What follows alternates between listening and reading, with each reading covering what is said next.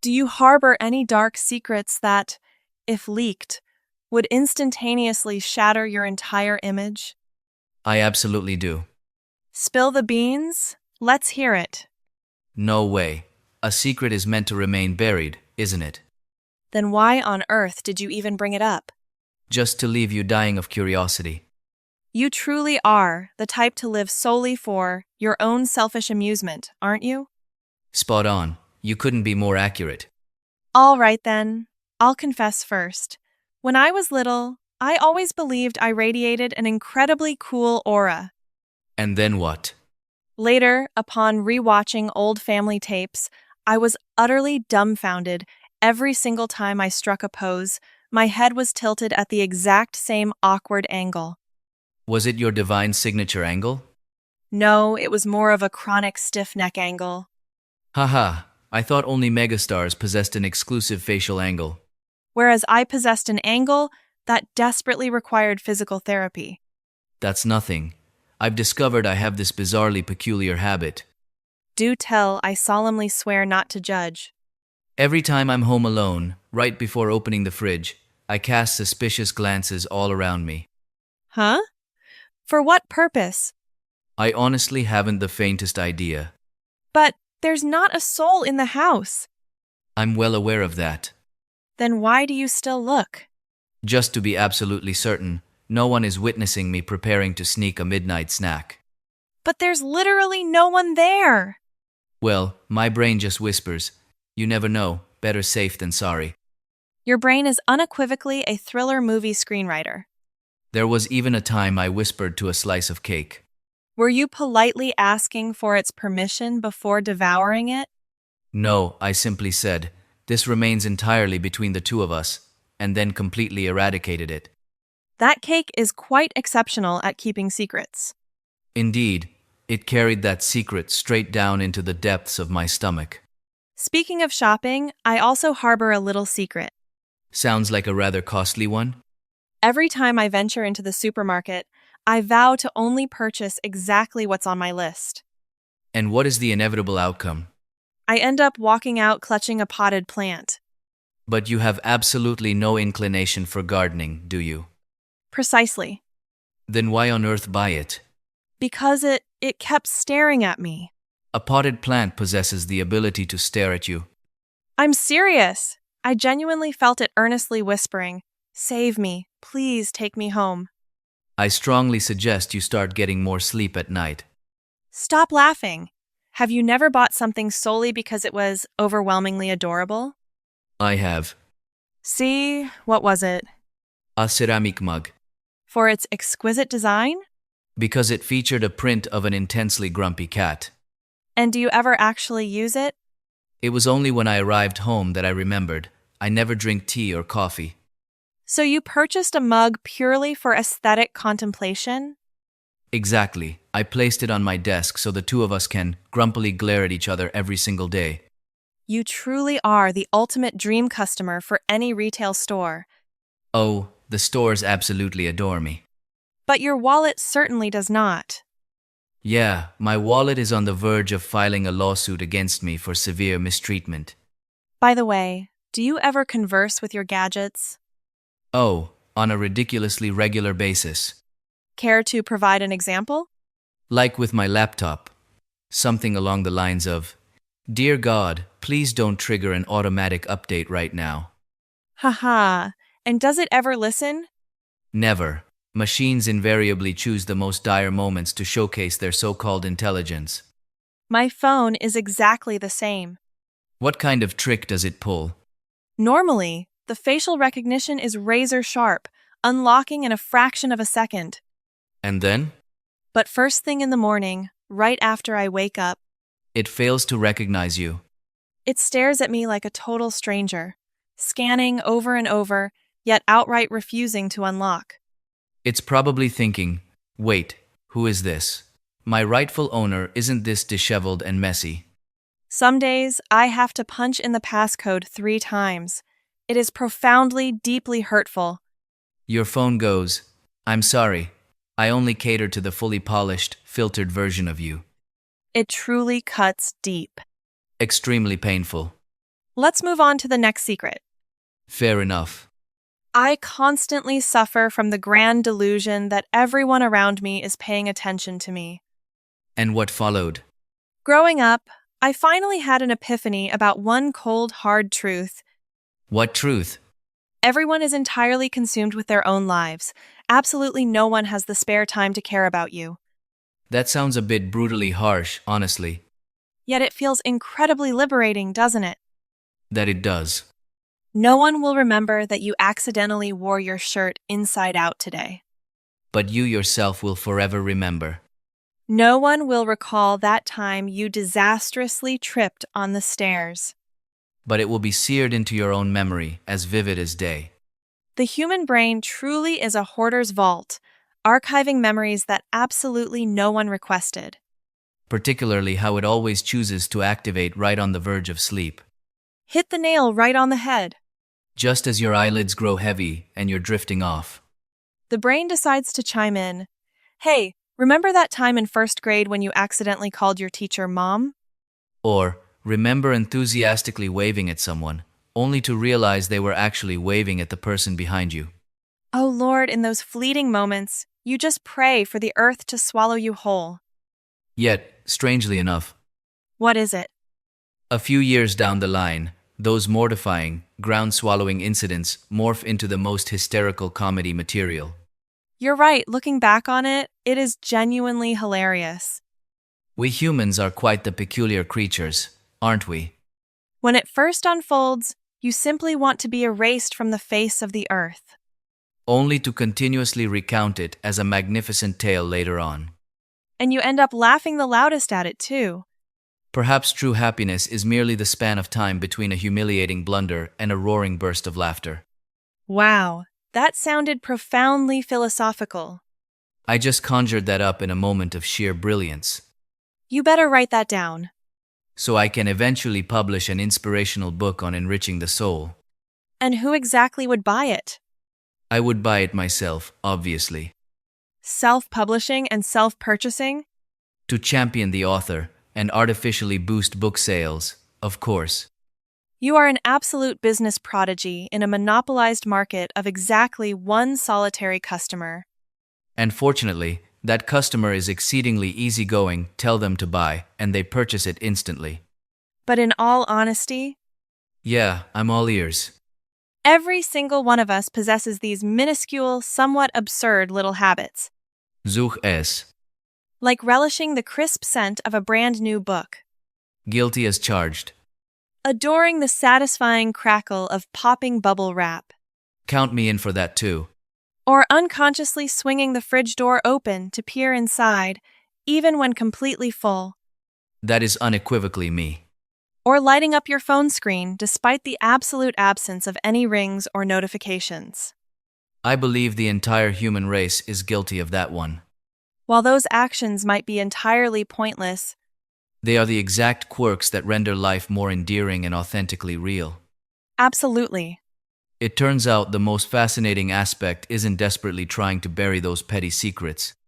Rather, it's the sudden realization one day that, The very person sitting across from you partakes in the exact same foolish behaviors. the wave of relief in that moment is truly indescribable. Because it dawns on us, That absolute perfection does not exist. yet everyone holds enough comedic hidden quirks to transform an ordinary coffee date into a remarkably memorable tale. And how incredibly fortunate that, Today, we've successfully managed to unearth a few more secrets between us. you can rest easy. Why is that? That piece of cake from earlier will most certainly take your secrets to the grave. I've just uncovered an exceedingly crucial universal truth of life. What is it this time? Humanity is fundamentally incapable of sustaining long-term friendships if their culinary palates clash too violently. That declaration sounds like you're blowing things drastically out of proportion. Not at all. Allow me to vividly demonstrate it for you. All right, the stage is yours. Do you consume pineapple on your pizza? Of course, it's delicious. Wait, why the sudden dead silence? I am gravely contemplating whether this conversation of ours should even continue. What? It's literally just a few innocent chunks of pineapple on some dough. Just a few? That is a relentless, decades-long culinary crusade tearing the internet apart, you know. From my perspective, great food is whatever brings pure, unadulterated joy to the one devouring it. And from mine, great food must firstly be something that doesn't induce sheer panic in the person sitting across the table. But what if eating pineapple brings me absolute delight? Then I shall profoundly respect that delightful joy of yours. Ha ha, you are utterly outrageous. Speaking of tastes, do you drink your coffee sweet or bitter? Sweet, naturally. Exactly how much sugar are we talking? A sufficient amount to make me entirely forget what day of the week it is. How can you possibly classify that as drinking coffee? Why on earth wouldn't I? Because that is glaringly just a decadent dessert masquerading with a faint coffee flavor. And what about your cup of coffee then? Zero sugar, purely unadulterated iced black coffee. How can you even stomach something so agonizingly bitter? Because I have achieved true maturity. That's definitely not it. Then what else could it be?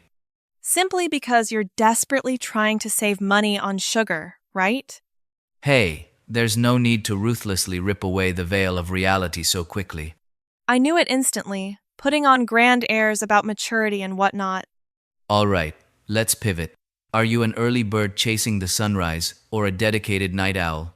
I am profoundly obsessed with waking up early. Truly? Well, isn't that astonishing? Yeah, I just harbor a deep fondness for it. So, do you actually manage to haul yourself out of bed in the morning? Admiring the concept of waking up early and realistically doing so are two wildly divergent realities. So it turns out you merely love the mythical, romanticized idea of waking up early. Spot on! In harsh reality, my bed always embraces me far too tightly to escape. Sounds hauntingly familiar. I, too, am incredibly passionate about morning workouts. But But I've only ever advanced as far as mentally envisioning doing it. indeed, we both operate on immensely grandiose aspirations. Yet, we execute those aspirations by plunging straight back to sleep. Haha, absolutely flawless logic. How about this debate? Watching a cinematic release in theaters or lounging at home? Without a shadow of a doubt, hitting the theaters. State your reasoning. For the electrifying atmosphere, the immersive acoustics, that's what makes the experience truly epic. But within the comfort of my home, I relish the divine power to pause whenever I please. Slapping the pause button right in the midst of a gripping, pulse-pounding climax. One must pause to forage for more snacks. Sustenance takes absolute precedence. You really are the type of person who lives entirely at the mercy of their stomach, aren't you? You must acknowledge that the stomach is a supremely vital organ of the human anatomy. I was under the impression the heart held the title of paramount importance. For the heart to continuously beat, it desperately relies on the fuel provided by the stomach. Fine, I concede that logic is too bulletproof to argue against. It is your turn to interrogate. Do you harbor a preference for physical paperbacks or electronic books? Physical books, without a moment's hesitation. Seduced by the intoxicating aroma of freshly printed pages? Not particularly. Chasing the tactile euphoria of physically turning each page? That isn't it either. Then for what grand reason? Because cradling a physical tome in my hands casts an illusion of profound intellect and scholarly dedication. So this is all merely a theatrical charade to project a sophisticated image? Precisely. One must navigate life with an impeccable sense of flair. And precisely how many pages do you conquer in a single sitting? Approximately 2. And subsequently? Then I instantly collapse into a deep slumber. A book, in your hands, is nothing short of an exceptionally organic sedative. But you must admit, it boasts unparalleled efficacy, right? Meanwhile, I typically consume literature via my phone. And what are the ramifications?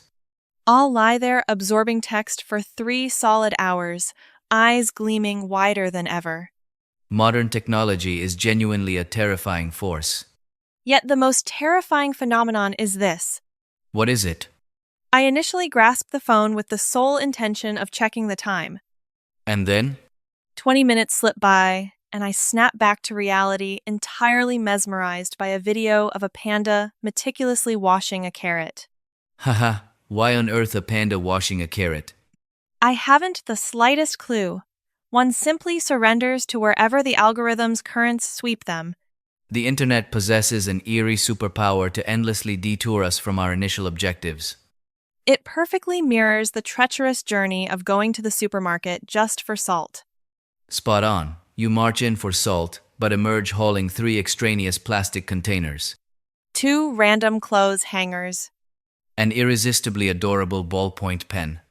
And ultimately, completely forgetting to purchase the actual salt. Astonishingly accurate. Not a single flaw in that logic. I'll proceed with the next question. Be my guest. Do you navigate travels via a meticulously crafted itinerary or pure, unbridled spontaneity? A concrete plan, naturally. I orchestrate a rigorously detailed, hour-by-hour schedule. And do you execute it with flawless precision? Not in a million years. Well then, why squander the effort crafting a master plan? So I can momentarily bask in the fleeting illusion that I am commanding my own destiny. And how does it inevitably conclude? Ultimately, life simply seizes control of me in an entirely unpredictable manner. Oh, how wonderfully tragic. I, conversely, am an ardent advocate for spontaneity. Does the impending threat of getting horribly lost not terrify you? Oh, absolutely. I find myself perpetually astray. Does that induce panic? I practically faint from the sheer anxiety. Then why persist in traveling in such chaotic fashion? Because, upon returning, those disastrous detours and chaotic blunders always manifest as the most spectacular tales. You truly possess the magical alchemy to transform absolute chaos into radiant memories. It also serves as an ingenious strategy to drastically slash expenses for my subsequent voyages. Wait, how exactly does that yield financial savings? Because a single expedition arms me with a bottomless well of stories, entirely negating the immediate need for a new trip. That actually possesses a remarkably sound logic. But have you ever noticed a certain phenomenon? What phenomenon? Humanity possesses a bizarre fascination with viciously debating right and wrong over the most trivial absurdities. Indisputably, despite the grand majority of life's quirks lacking any absolute definitive answer. Take culinary preferences, for example, Or one's affinity for certain colors. or declaring which season reigns supreme in beauty. Even down to the refined nuances of musical and cinematic tastes. Harboring minor divergences doesn't instantly crown one party righteous and the other fundamentally flawed. It merely illuminates the beautiful reality that we are distinctly unique. If every soul traversing this earth possessed identical passions and tastes, The globe would be suffocated by agonizing monotony and dullness. absolutely. Exactly like how you champion pineapple on pizza, while I passionately wage war against such atrocities. Yet, against all odds, here we sit, joyously sharing coffee together. Naturally, the foundation of true camaraderie cannot crumble simply over a divisive choice of pizza toppings. Thank heavens, I was perilously close to forfeiting a friendship over a tropical fruit. I must note, occasionally, I will feign total ignorance of your existence whenever you actually order that pizza. Very well, and I shall similarly pretend you are a total stranger while you gulp down that agonizingly bitter sludge. Do we have a steadfast pact? Unanimously agreed. We have a pact. When all is said and done, the ultimate victor in any grand debate. Isn't the one who dominates the airspace or wields the most razor-sharp rhetoric? Rather, it is the one who still retains companions to invite out for coffee once the dust settles. And whoever manages to manipulate their opponent into paying for today's coffee. Wait a minute. Where did that sudden clause materialize from? I boldly took the liberty of amending the rules, and I hereby declare myself the reigning champion. So your fiery enthusiasm throughout this entire debate was meticulously calculated to orchestrate this exact outcome? Precisely. You truly read me like an open book. I fiercely and unequivocally protest this tyrannical, unilateral decree. Your protests are utterly null and profoundly void, On what preposterous grounds? because this resolution has already achieved overwhelming ratification by the majority. Hold on, this table is solely occupied by the two of us? That is correct. Then where on earth is this so-called majority hiding? I command the absolute majority, within the boundless landscape of my own mind, and that is more than sufficient. Ha ha, I completely surrender. There is zero hope of overpowering logic of that magnitude. That is precisely what infuses life with such glorious amusement. So, what magnificent conclusion shall we draw from today's monumental discourse? We may fiercely clash over culinary palates, obscure passions, or literally any worldview, But as long as we can still share a roaring, unapologetic laugh afterward, then those fiery disagreements serve simply as the tantalizing spices enriching the banquet of life. and it is precisely through those vibrant, beautifully contrasting flavors